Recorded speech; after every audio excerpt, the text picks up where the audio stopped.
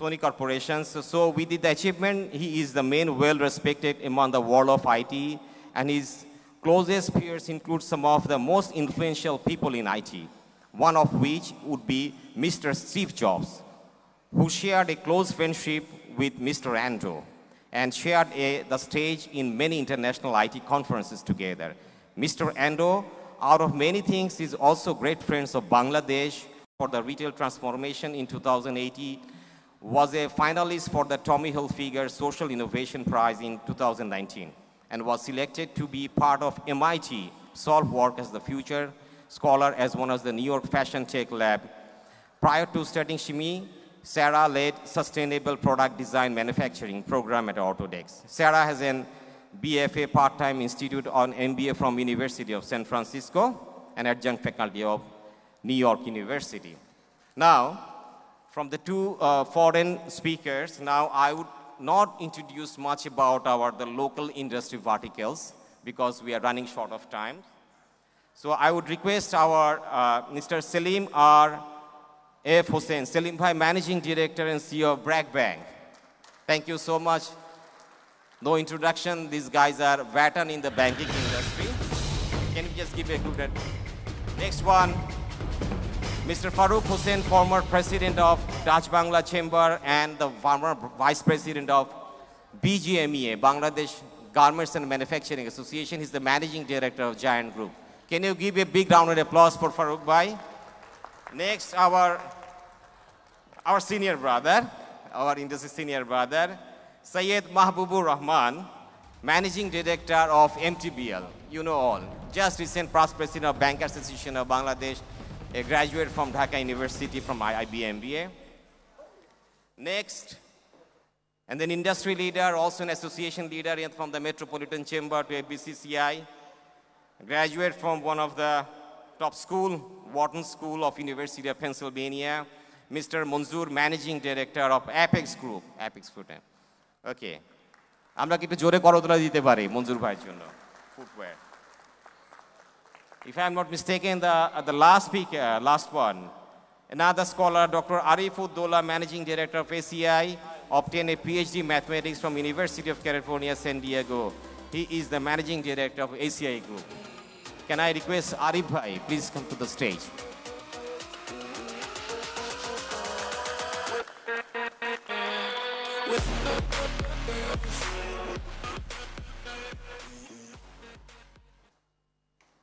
Bangla, abar ekটু কষ্ট দিবে ভাই. Can we give a big round of applause for all these speakers, panelists? Thank you so much.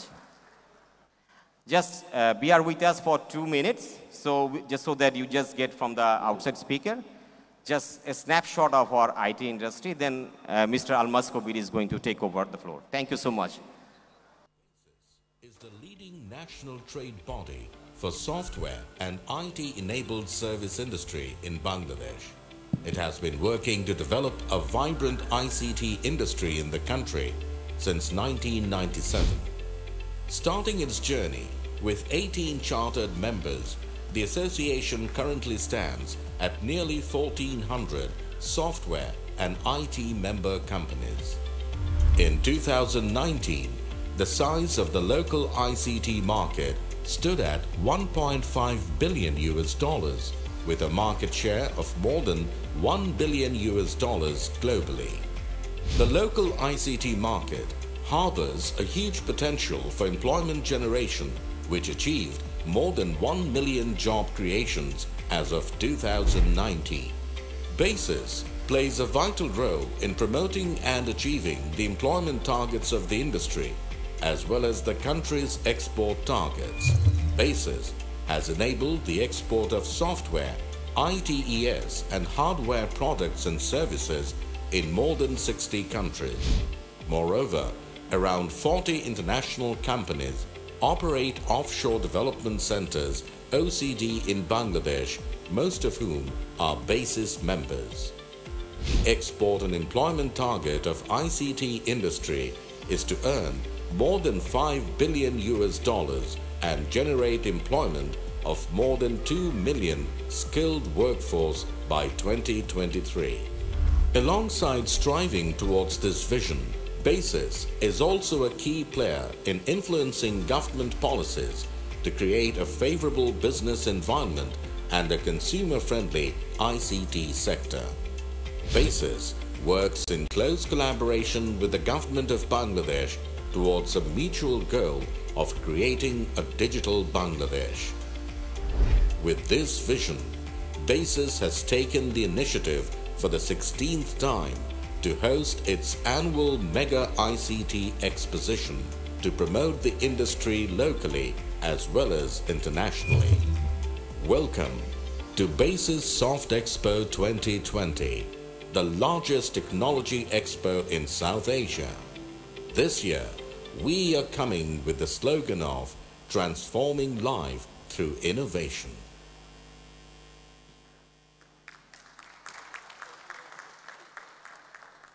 Thank you very much, ladies and gentlemen. We are, as you see, I am surrounded by all the luminaries, the business leaders on the stage, and I'm sure that you have been eagerly waiting for to hearing what they have to say about our IT industry and about innovation and about our Soft Expo. We are very lucky, as you have heard from our convener, that we have among ourselves the former president of Sony, Ando-san. And without much ado, I don't want to waste any more time. I request Ando-san to please deliver your keynote speech, and then maybe after that we will have some small discussions. Ando-san, over to you.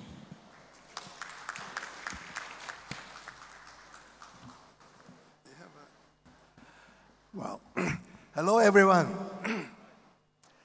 Firstly, I would like to thank President Arma Kabil and the Vice President Mashfikir Rahman, and of course, Senior VP Farhana Rahman for inviting me to speak at this BASIS Soft Expo 2020. I'm so honored and excited to be here. Why am I so excited? Because I can foresee such an exciting future of this young country. There is one other person I want to thank, and who really brought me here to speak in front of you tonight. And he also saved me back in 1997 by taking a huge order, taking a huge risk of placing the order. I recall almost like 5,000 units of VIO PCs. Will you show the picture? Yeah. Sorry, I don't give it time. Well, I was talking about the president who saved me back in 1997 by taking a huge risk of placing the order of almost like 5,000 VIO PCs, which then practically no history of success in the IT industry in Japan, except for the miserable failure of the launching of the first VIO PC models ever introduced to the Japanese market 4 months earlier.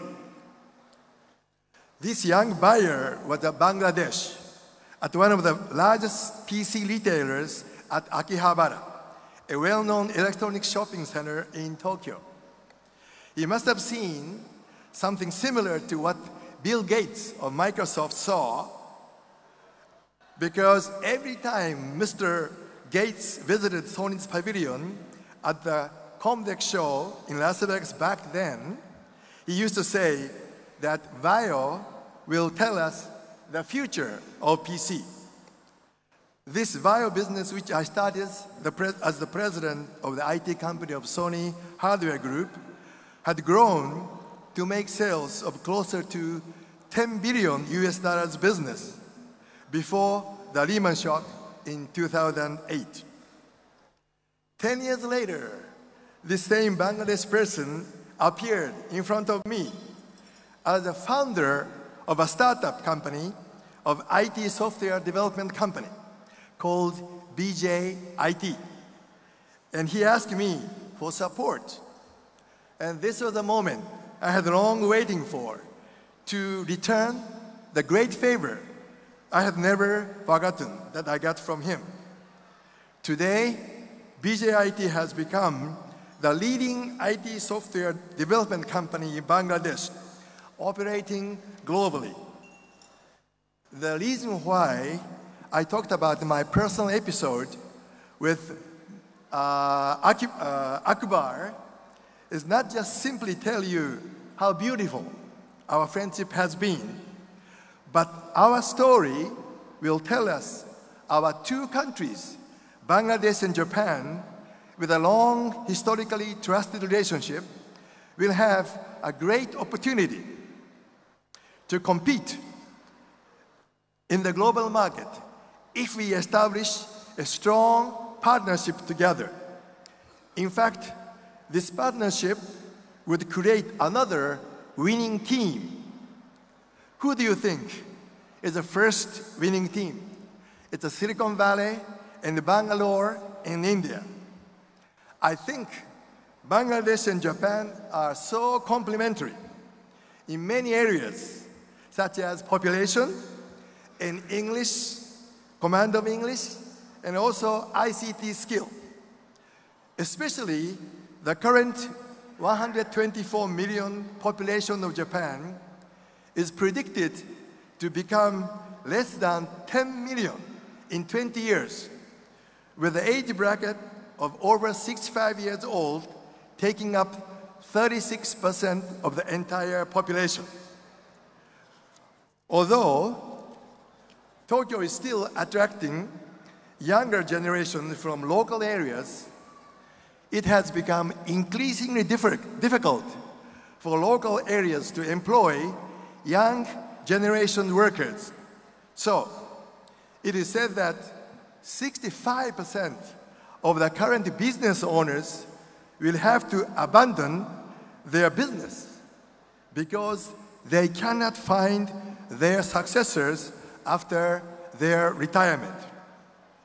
Our own collaborative teamwork of two countries, Bangladesh and Japan, has already produced a very successful result. Japan International Cooperation Agency, well known as JICA, just initiated BJET training program, as you see here, in 2017.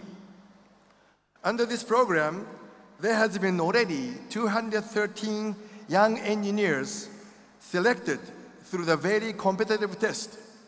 I hear only 1 out of 100 applicants passes this severe test. The quality level of these Bangladesh engineers who went to Japan is by far better than the level that we could hire in Japan, especially for those companies located in local areas. I can tell you how well this program has been accepted from my own, own experiences. Nagano City is one of such local areas in Japan who long waited for the arrival of young Bangladesh engineers who were treated, look at this, almost like celebrities, visiting the mayor of Nagano City, visiting also vice governor of Nagano Prefecture, and so on, and welcome parties. Earlier, I mentioned the winning team, and there is no question that the current winners are the mighty platformers, commonly called GAFA and Microsoft. In our daily life, we cannot think about our life without using those benefits, or you might say conveniences, provided by GAFA. If you think about it though, we are using those conveniences almost for free. Those platformers seem to be dominating the world right now. Thus, then, my question is, their dominance will continue or not? Or if they do, how long? I have lived long enough to see the ups and downs of mighty companies in the global market. If you look at the changes of the world top 10 market capital value companies, as you will see in 1989, Japanese company, which are shown in blue color here, dominated, but no presence after the year 2000. I don't know whether you can see back there from those charts. Sorry. And at one time, some mighty companies such as GE, IBM, and Nokia disappeared almost in the next decade. And in 2009, Chinese companies, which are shown in red, and European companies, which are shown in yellow, came out very strong right after in 2000. And then, in 2019, GAFA plus Microsoft and so-called AT, Alibaba and Tencent from China, were taking the top 8 positions, maybe except for Warren Buffett company in the middle, Berkshire Hathaway. So, this year, 2020, is the beginning of the new decade, and I'm pretty sure that the paradigm shift will take place because we are now in the middle of the 4th industrial revolution, and who knows who will be the winner in this decade. It is said that the core technologies that drives the 4th industrial revolution are typically AI and IoT, where everything is connected with internet, data are collected and analyzed by AI and used by mighty platformers. In recent years, in Europe, US, and Japan, people are becoming more cautious and focus on what we are losing instead of getting, because there are so many incidents about computer security issues. Our personal data are being used by platformers without the owner's knowledge and consent.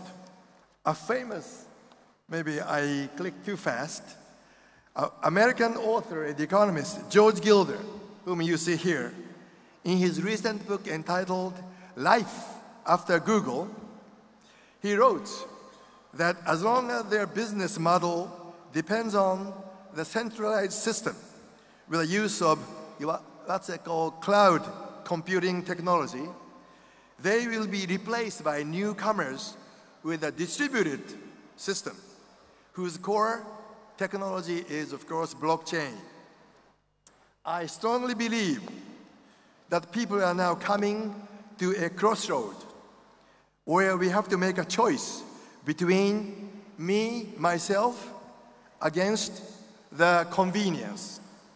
As Mr. Gilder points out, there's a way by the use of new technology to enjoy convenience without sacrificing our privacy.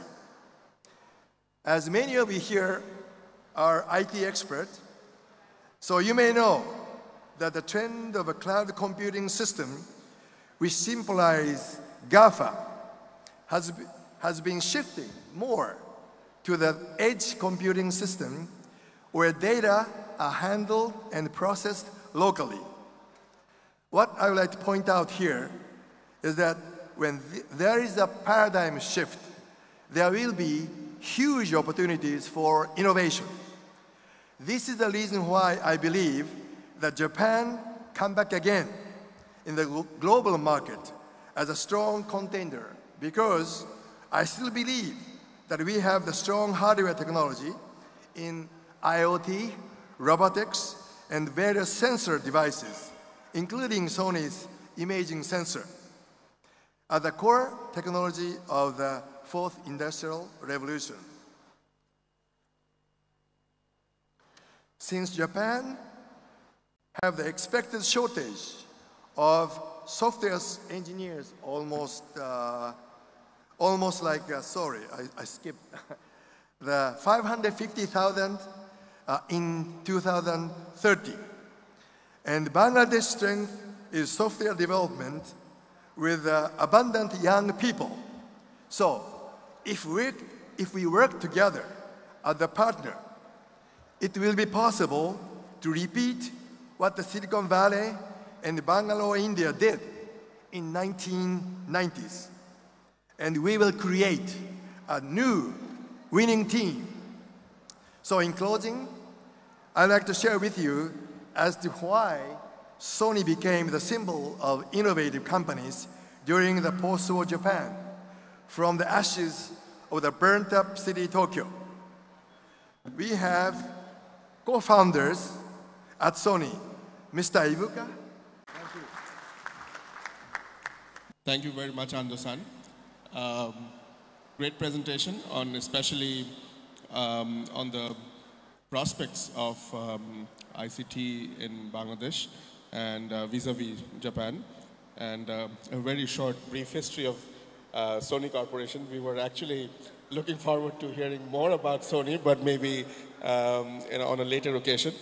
All of you, maybe one or two questions, and if you can just briefly give your ideas about what you think in those respects. I'll start with Sarah, who is, she has been working with Fourth Industrial Revolution, and she has been helping the RMG companies, the RMG manufacturers, to graduate into the Fourth Industrial Revolution.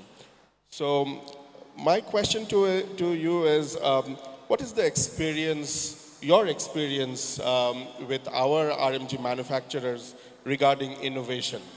And how will, according to you, how will 4IR will affect our industries in Bangladesh? Those are great questions. Thank you. I first want to frame my answers just in the last thing we saw from that really inspiring keynote. I think it's tempting for us to begin to design what Industry 4.0 might mean to an industry without thinking about the people involved. You know, Industry 4.0 is so focused on machines, capability, automation, generating and capturing data from the factory floor. We sometimes don't think about the people who are working alongside those machines, regardless of how instrumented a factory is. So my background, I've worked in digital transformation in Industry 4.0 in automotive, consumer electronics, light engineering, and got very interested in the RMG sector about 7 years ago on my first trip to Bangladesh. And what I like so much about working in Bangladesh is that there is a real appetite for innovation in this country. You know, our work, we had a crazy idea. We said, we want to help the RMG workers who are in danger of being replaced by automated equipment and help them move into the jobs of the future. And we said, well, how do you do that? And, you know, I'm a technologist, so I always focus on the interface and the user experience. And we said, well, some of the workers can't read or write. Others, you know, have no formal education after 4th grade. How do we build an interface that leapfrogs them into highly technical work? You know, the work that's necessary to run a robot, to look at how a robot is performing and say, what's wrong with this situation? I'm going to evaluate it and reprogram that robot to do the right thing. That's hard work, and really looking at creative ways that we can help people jump right into doing this work. And the answer for us was use video games. You know, I live in New York City and I ride the subway every day, and everyone around me is playing video games. And, you know, I can't see you all because the lights are so bright, but I imagine if I asked how many of you would rather sit in a classroom and learn something versus how many of you would rather play a video game to learn something, I could imagine a lot of hands would go up in the room. So we've had a wonderful time over the last 18 months piloting and learning ways that we can help our RMG workers upskill to the jobs of the future in RMG, but also help factories who are interested in diversifying into other industrial sectors. And I also have to say, just as a little startup, the support that we've received from companies in Bangladesh has been unprecedented. BGMEA has been extraordinarily helpful in guiding our approach and testing things with us and telling us what's right and what's wrong. DBL Group has been an amazing partner to help us pilot, and it's just been an extraordinary ride, and I'm delighted that the next 2 years will continue to focus on Bangladesh. Thank you. What innovations do you think are needed to cope up with the challenge of the fourth industrial revolution?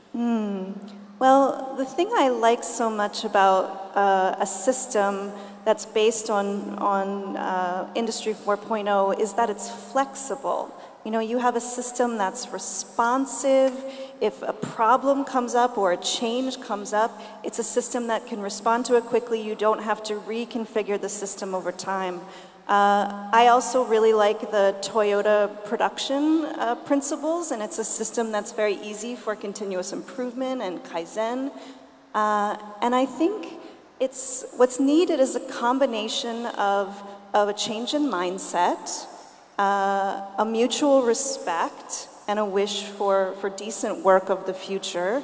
And also just ingenuity and hard work, which I really feel everyone I've met in Bangladesh has impressed me that they have to the hills. So that's my thoughts. Okay, thank you. Because we are talking about RMG, my next question would be to Mr. Farooq Hassan. Just grab the mic. Mr. Hassan, you are a leader of the BGMEA, the largest export industry that we have in Bangladesh. How prepared do you think are our RMG manufacturers in tackling the fourth industrial revolution? And also, are you planning any rehabilitation of the employees who are or who will be laid off because of the 4IR? Do you have any plans to rehabilitate them, or upskilling them or reskilling them? Thank you, Almas. This export product from Bangladesh. And last financial year, our export was $34 billion. And it is not easy to export $34 billion where we don't have our own raw materials. We don't produce much cotton here. We don't have a petrochemical, whereas the industry have gone to this $34 billion export. Yes, now for last year, our export we have a negative growth. Because I believe that globally there is a negative growth also in the global market, as well as we could not do much in design, development, and research. So coming back to this industrial 4IR, basically most of some of our companies are using ERP. But I believe and I think our company should go for more ERP solution in the factory, and then it should be from the software. It should be cost-effective, user-friendly, and it should help. So this 4IR, I definitely believe that it will increase our productivity, our efficiency, and for that we also the reason that we will lose some workforce, because in garment industry we have a huge workforce and the largest workers are employed over there. So we have set up some training center where we are trying to enhance their skill, because we believe that the new generation are more technological knowledge. They have more advancement than technological. So we should train them, and we have set up some training center.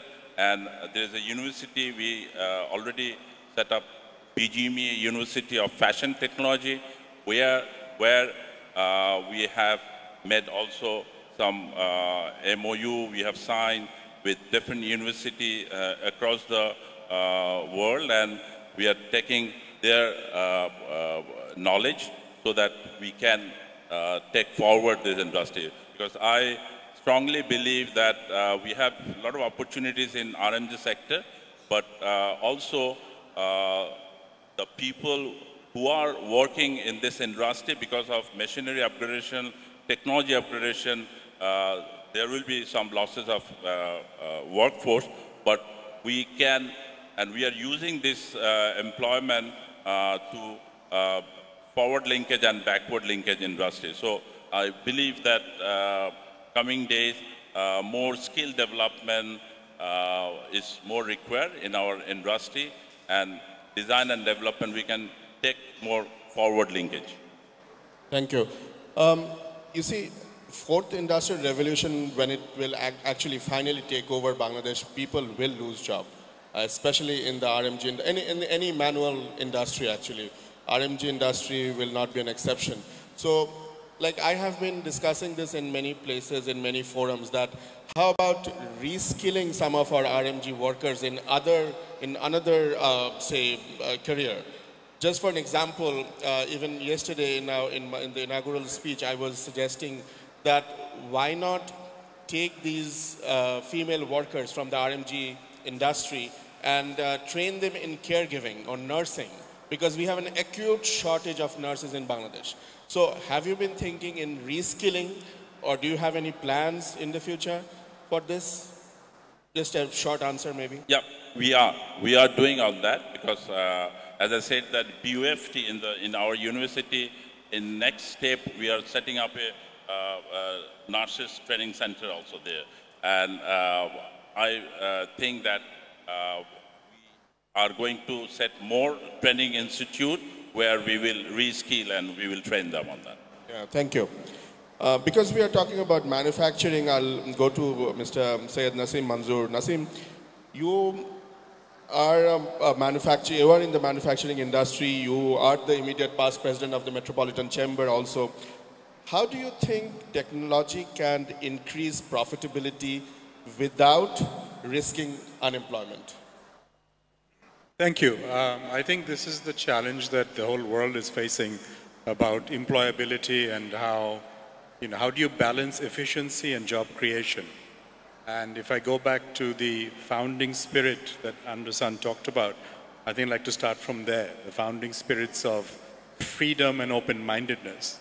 May I say that Bangladesh was created along those same principles. So if you look at Japan, I think we can take some inspiration from Japan. We have a lot in common with Japan, as was pointed out. Our only resource is human resource. We don't have oil, we have some gas, we have no other natural resource. So I believe personally that the manufacturing space and the opportunity to be a manufacturer remains open for the next 25 years for Bangladesh. However, you need to skill, upskill, reskill. Now, I'm a big believer in appropriate technology, as was pointed out by a previous speaker.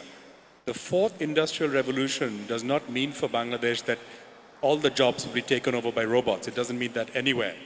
But it can replace some of the low-value, low-meaning jobs with more meaningful jobs. Now, if I look at the RMG industry or the footwear export industry, where I has already announced that by 2021, there will be no physical samples.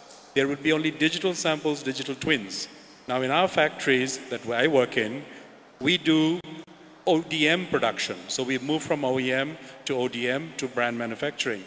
Original design manufacturing requires product design capability. We don't have the digital designers, we don't have digital pattern makers. So how hard is it, as Farooq Bhai was saying, to take someone who's worked manually on pattern making for the last 10 years and turn them into a digital, it's not hard. We need distribution specialists. We are using algorithms to drive discounting. We are using RFID to move inventory. We are even using in Bangladesh facial recognition to track retail movement in the store. All of this needs people to implement the systems. So if you come back to the digital transformation that was mentioned, I read in one of these papers, digital transformation is 10% algorithm, 20% hardware, but 70% people transformation.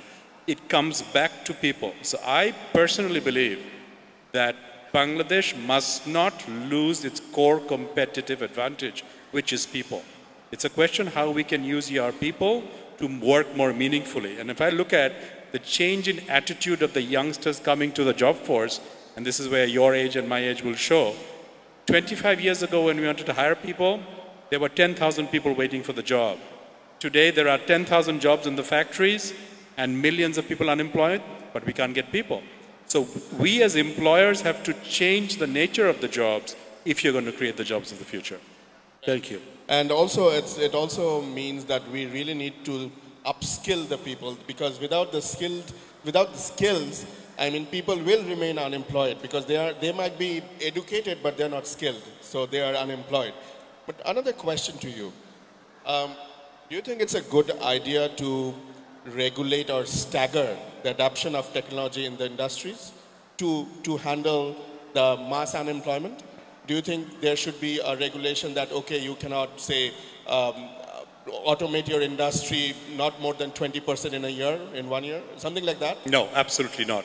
I don't think you can regulate technology. It's like you're trying to control water. The adoption of technology. Adoption even. If you look at what's happening in garment already, and Farooq Bhai knows better than I, the sweater industries have already moved from semi-automatic jacquard machines to fully automatic. We as CEOs are paid money to create value for our shareholders. We have to drive efficiency, but we can create models. And if I may say, Bangladesh has been fantastic in finding models that work for us. So if I can say, Bangladesh has not only pole vaulted technology, we have found things that work for us. So if you look at the factories, we are using technology, but we're creating new kinds of jobs. Whether they are repairing the machines, whether it's new kinds of product, or whether it is simply the service industry, which is going to drive Bangladesh in the next 10 to 15. Thank you. Next question is, I'll change the subject actually, to our Dr. Arif Dola. You see, Dr. Dola, ACI is an IT-savvy company. We all know that. You are also very passionate about IT and mathematics as a mathematician yourself. It's a very general question to you. How have you benefited from the automation in the group, ACI group? And was there any innovation that has proven beneficial in your group in general? The general automation that you have done over the years, what are the real benefits that you have seen, and was there any particular innovation that has made some significant difference? Of course, I think that technology has very significantly allowed our organization to reach out to many of the national initiatives, be it agriculture, be it healthcare.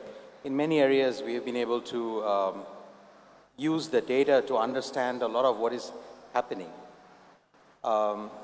In general, I would say that, I would say generally, not about our organization, that the fourth industrial revolution means a lot of different things to a lot of different people. But what I would say is what Bangladesh needs to do, or what companies need to do, is they need to seriously look at all the data they already have. We have a lot of different silos of data within organizations, and we should look at our internal data and external data and try to look at how to generate insight and look at the decision-making process within an organization. Very important to understand, and we look very closely to our data and the decision-making process, the flow chart of the critical decisions that our organization makes to improve the performance of the company, to serve the customer better, or to understand its own internal efficiency better. As we look at this, a lot of Industry 4.0 opportunities start popping up.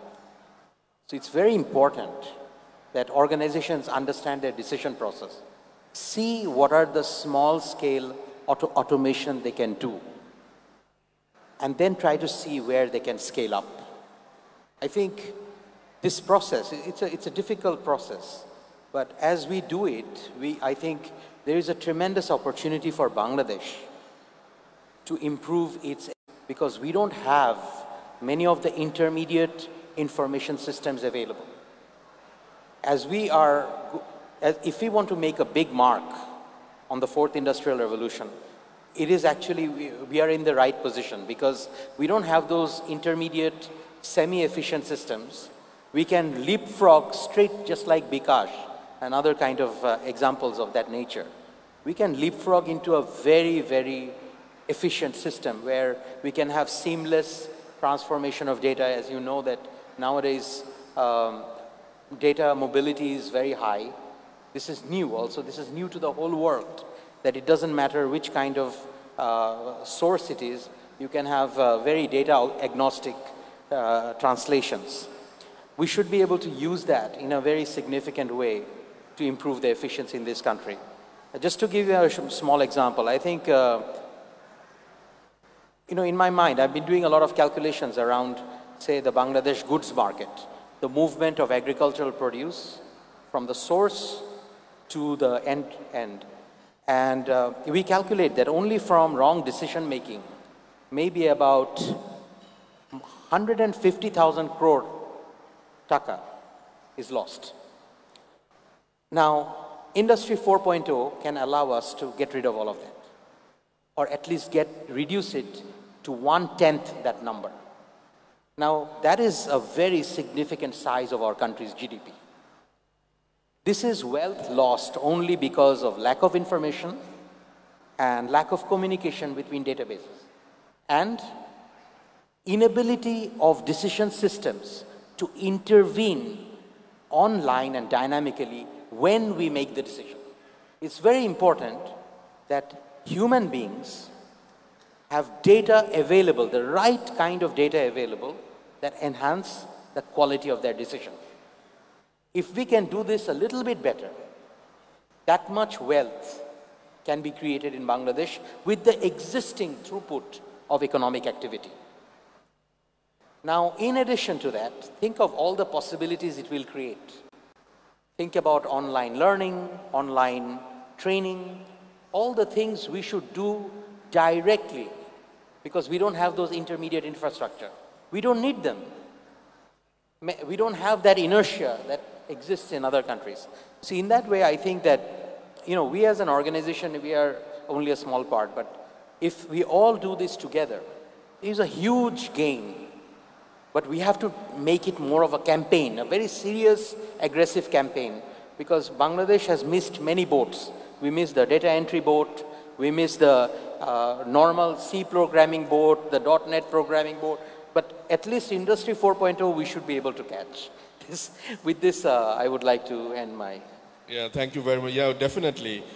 We should definitely not miss the bus this time. The fourth industrial revolution, we have to embrace this with the necessary skills. The skills is the important thing, actually.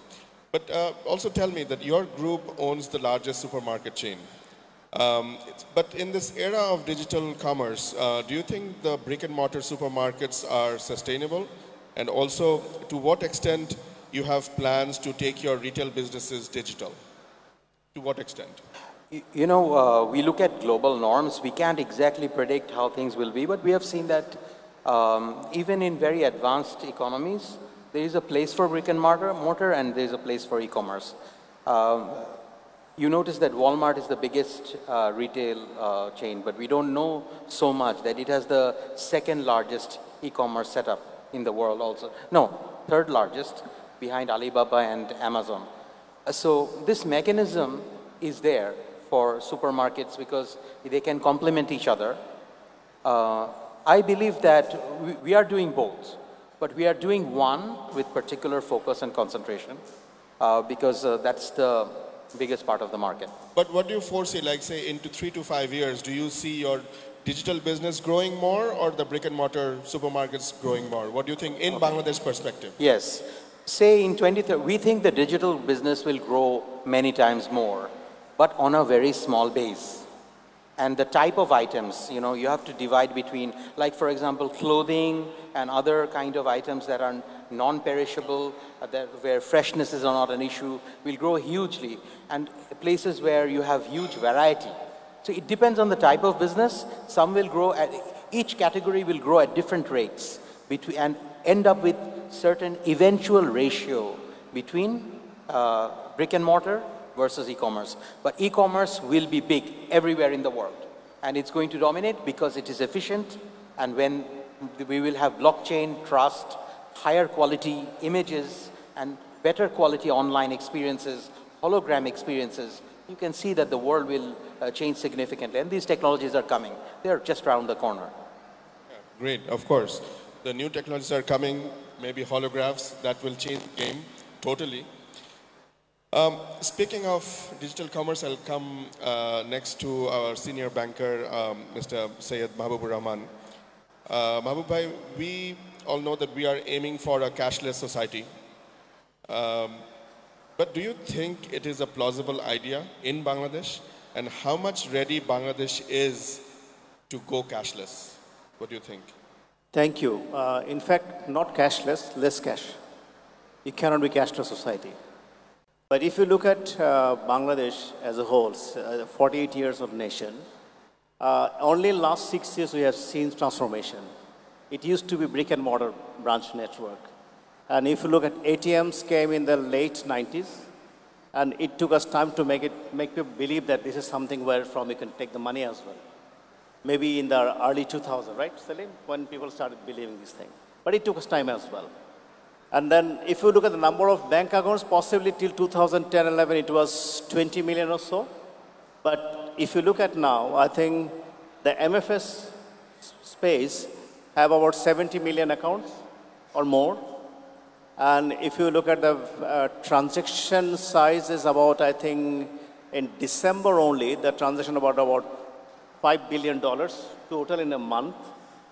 And per day transaction is about 1,100, 1,200 crore taka. It's much more than what basically banks does. So definitely, but the digital platform that is being used is basically is now a payment platform. We're not being able to use that in a much more efficient manner, but yes, it is now being used also for paying merchants. Number of merchants have also happened in the recent past also, but till now, still is a payment wallet. Also, people also look for personal touch. So now the term is now physical. So you'll have physical as well as digital as well. So you have both. Because just if you look at Western world as well, you have banks for the older people who really love to come to bank, who wants to talk to people as well. Because when people become old, so this is required. But definitely gradually we are going towards that. And we'll have ATM cards. I think you have seen now there are physical ATM cards. It has also become virtual also. So you will not be carrying physical card also. So this is, we're going towards that. But we as a banking industry, we have not been able to capture that much, do that much, what telcos have done. See how many customers they have in this period of time. But banks really could not do far.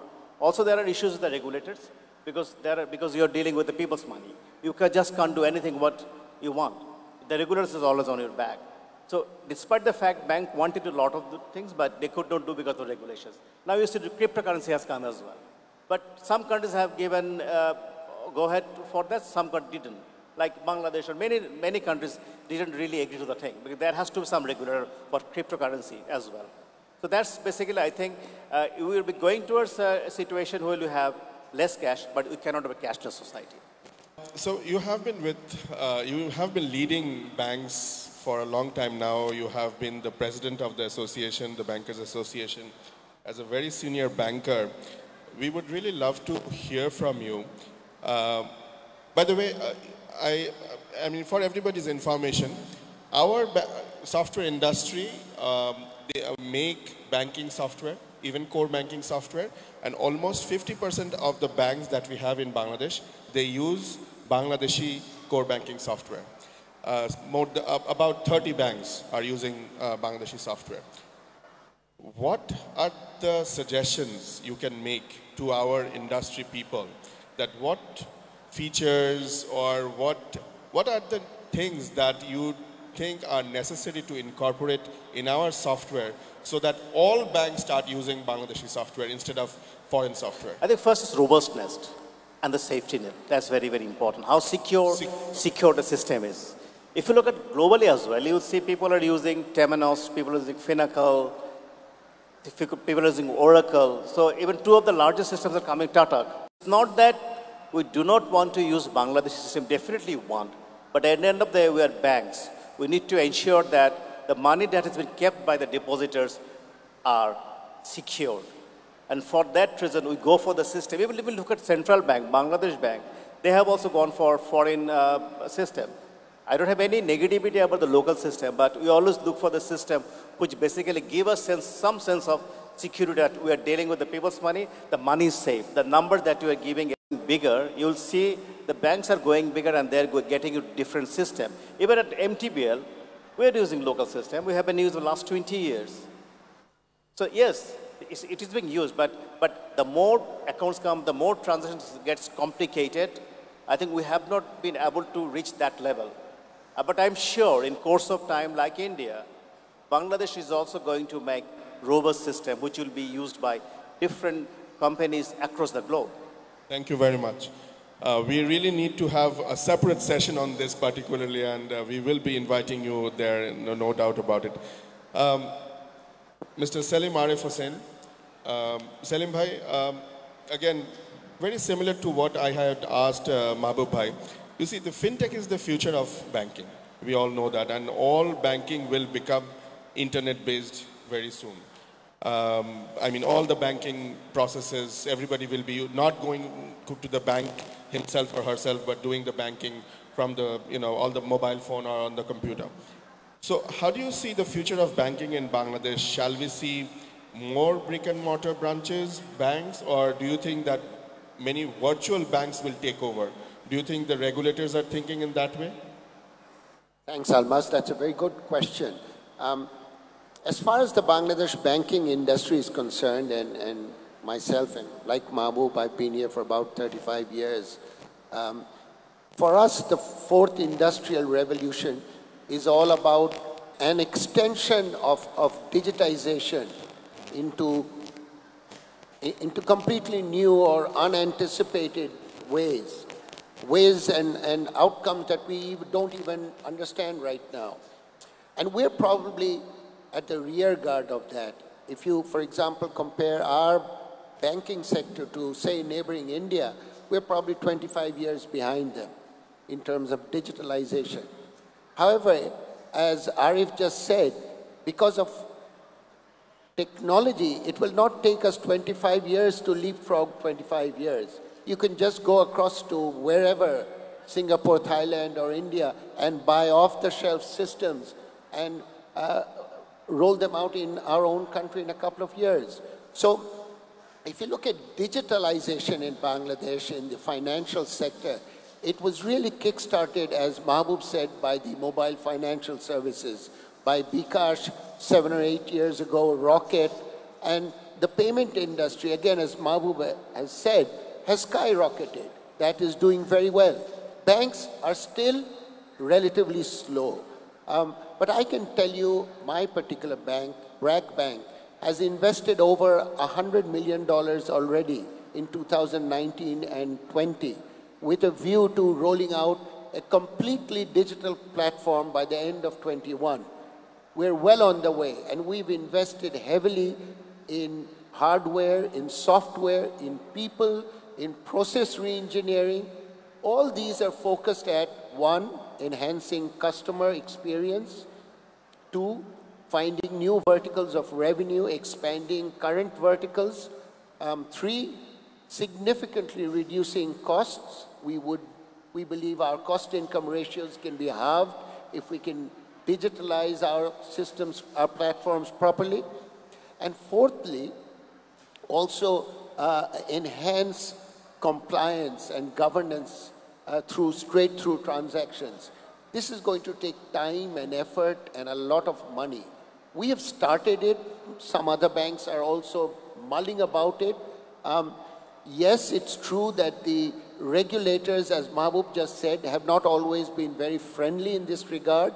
But I'm happy to say that over the last year or so, a lot has changed. For example, we will be seeing electronic KYC approvals coming into the banking sector in the next 6 months. We will be seeing a unified payment platform within this year. So I think you will see the digitalization of the Bangladesh banking industry happening almost exponentially over the next 2 or 3 years. And you'll see customers benefit. Perhaps most important of all, we feel that the government's aim, the development aim of financial inclusion, of that will be significantly furthered through this digitalization. One of the things, bKash, you've heard about bKash, it's one of the largest mobile financial services in the world, probably second only in terms of number of size to maybe M-Pesa.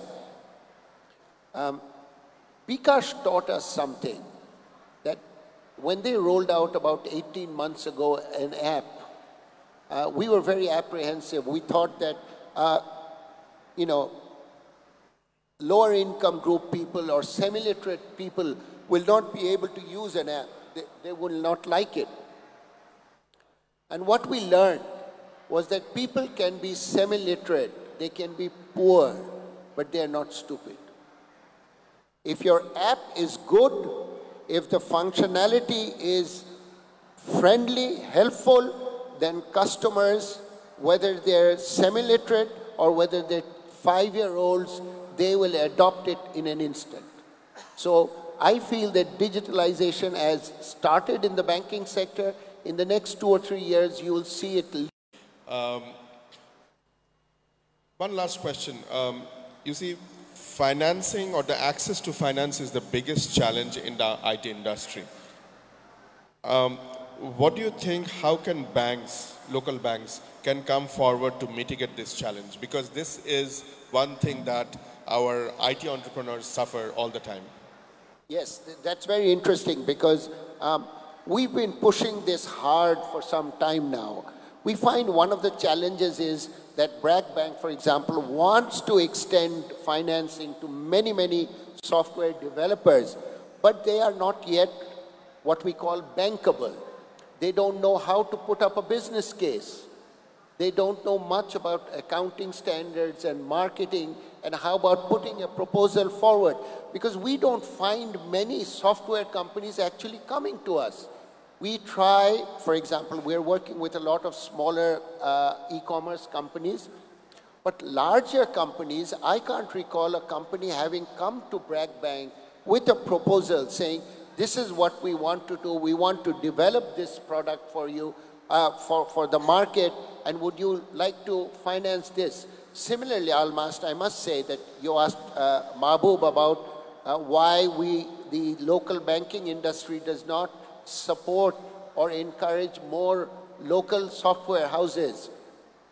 In Bragg Bank, we launched an innovation center about 6 months ago, and we're partnering many different companies. But we still find it difficult to actually find a company that understands what we want to do. We feel that some software companies need to be dedicated or focused on the financial sector alone, rather than trying to, do too many things with too many industries. And we find a strong need not for programming. I think Bangladesh has strong programming development capabilities, but analytical or system analysis. We need people who can bridge the gap between the developer and the customer. Somebody who can understand what the customer wants and document it and articulate it in a manner that our programmers can understand, and then work to and fro between the two. I think that is something perhaps the industry can focus on a lot. Thank you. I understand. So you are talking about not the technical skills, rather more the soft skills. That is very, very important. And also maybe the project management is very important. Right. Okay, we're actually towards the end of our discussion.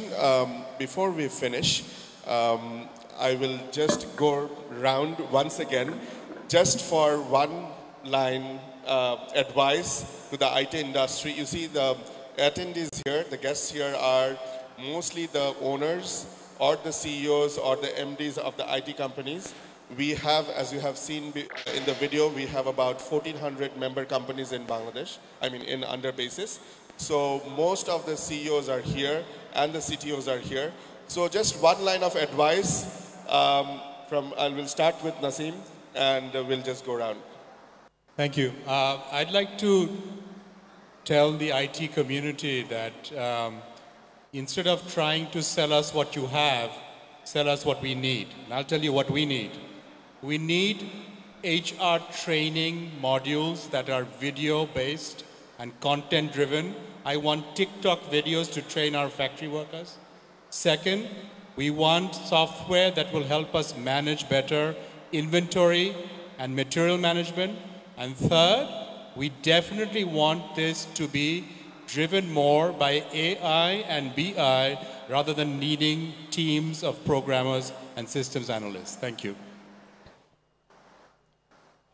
For our industry, we need affordable, user-friendly, and industry required so that we can use more software for our industry. I was really overwhelmed by the great sort of dynamic energy and their passion for the growth of the industry. And I think there are huge opportunity in this country because not only people are young, but I think there's an opportunity where you can really promote more like entrepreneurship. And I think for the innovation, the most important thing is entrepreneurship and also diversification, so that you have a chance to bring in many of the ideas, the people, systems, all from outside, and and then develop it for the better system in this country.